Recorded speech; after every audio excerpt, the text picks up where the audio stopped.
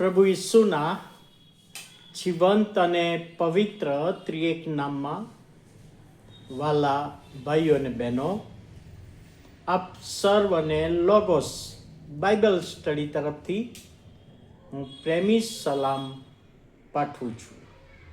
અને આજે 12મી જાન્યુઆરી 2026 અને સોમવારનો આ નવો દિવસ આપણા જીવનમાં પ્રભુએ બતાવ્યો માટે પ્રભુનો ખૂબ આભાર માનતા પ્રભુના નામને ધન્યવાદ આપીએ છીએ.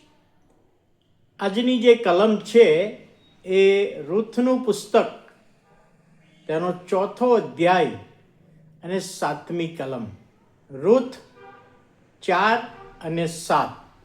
ત્યાં લખવામાં આવ્યું છે કે પ્રાચીન કાળમાં ઇસ્રાયેલમાં છુટકારો કરવાનું તથા વેચવા સાટવાનું દરેક કામ નક્કી કરવાને માટે પોતાનું ખાસડું કાઢીને પોતાના પડોશીને આપતો, અને ઇસ્રાયેલમાં મતું કરવાની રીત એ હતી.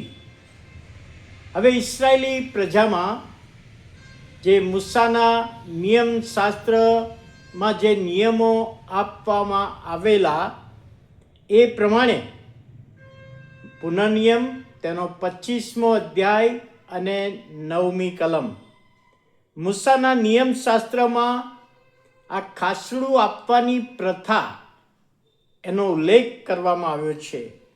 તે વખતે કોઈ નજીકનો સગો ના હોય અને કોઈ સંપત્તિ કે જમીન વેચવી હોય તો પોતાનું ખાસડું કાઢીને, બૂટ હોય કે ચંપલ, પડોશીને આપવું, અને એમ એનો અધિકાર આપે છે. તું નજીકનો સગો નથી, પણ હું તને આ અધિકાર આપું છું કે આ જમીન કે આ મિલકત તું લઈ લે વેચાતી.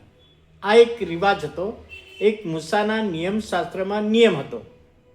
હવે રૂથના પુસ્તકમાં આપણે જાણીએ છીએ કે સાસુ વહુના સંબંધો વિશે ત્યાં લખવામાં આવ્યું છે. રૂથ પોતાના લોક, પોતાનું કુટુંબ, પોતાના દેવ એમને મૂકીને તે નાઓમીની પાસે આવે છે. પતિ અને દીકરાના મરણ થયા પછી તેઓ હવે બેથલેહેમમાં પરત આવે છે. અને તે વખતે બેથલેહેમમાં પોતાનું ખેતર, નાઓમીને પોતાનું ખેતર વેચવું હતું, પરંતુ કોઈ નજીકનો સગો નહોતો. અને એ વખતે બોઆઝને આ જવાબદારી સોંપવામાં આવી. ખાસડું એને ત્યાં આપ્યું અને એ જવાબદારીનો અધિકાર તેને આપ્યો. અને ત્યાર પછી લખવામાં આવ્યું છે કે બોઆઝે એ ખેતર વેચાતું લીધું. હવે આ પ્રથા હતી, પણ પ્રથાની પાછળ ઈશ્વરનું આયોજન છે. પ્રથા હતી, સામાજિક નૈતિક રિવાજ હતો, પણ એની પાછળ જો ઈશ્વરનું આયોજન કે રૂથનું અને નાઓમીનું કુટુંબ, અને એમાં બોઆઝના લગ્ન રૂથની સાથે થાય, અને એટલા માટે આ જે મકાન કે ખેતર એણે વેચાતું લીધું ને અધિકાર લીધો. અને પછી આપણે જાણીએ છીએ કે બોઆઝના કુટુંબમાં, જે બોઆઝ અને રૂથના કુટુંબમાં પ્રભુ ઈસુનો જન્મ થયો કેટલાક વર્ષો પછી. એટલે અહીં આગળ ઈશ્વરનું આયોજન તો છે જ. એટલે ઇસ્રાયેલી પ્રજામાં જે રીત રિવાજો હતા એની પાછળ ઈશ્વરનું આયોજન સમાયેલું છે. અને એટલા માટે પ્રભુનું વચન કે ઇસ્રાયેલી પ્રજા વિવિધ પ્રથા તે પાળવામાં ઈશ્વરની ઈચ્છા અને ઈશ્વરની યોજના પૂરી થતી હતી. બોઆઝના લગ્ન રૂથની સાથે થાય, અને ત્યાર પછી રૂથના કુટુંબમાં આગળ જતા ઈસુનો જન્મ થાય, એ ઈશ્વરની યોજના હતી. અને એ યોજના પરિપૂર્ણ થઈ એ આપણે પ્રભુના વચનોમાં વાંચીએ છીએ અને સાંભળીએ છીએ. તો વાલા ભાઈઓ અને બહેનો, ખરેખર પ્રભુના નામને ધન્યવાદ આપીએ છીએ.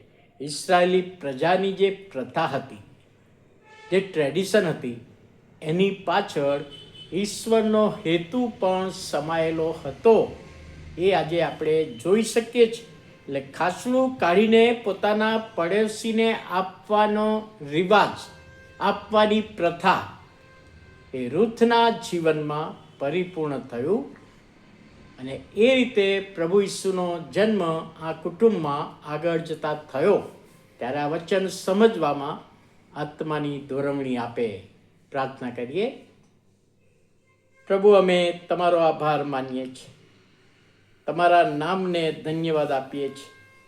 આજના નવા દિવસની ભેટને માટે, આજના વચનને માટે, આજની વચનની દોરવણી સહાય અમારા જીવનોમાં આપો, એ વિનંતી અને પ્રાર્થના ઈસુ અમારા પ્રભુના જીવંત અને પવિત્ર ત્રિએક નામમાં સાંભળો અને માન્ય કરો. આમેન.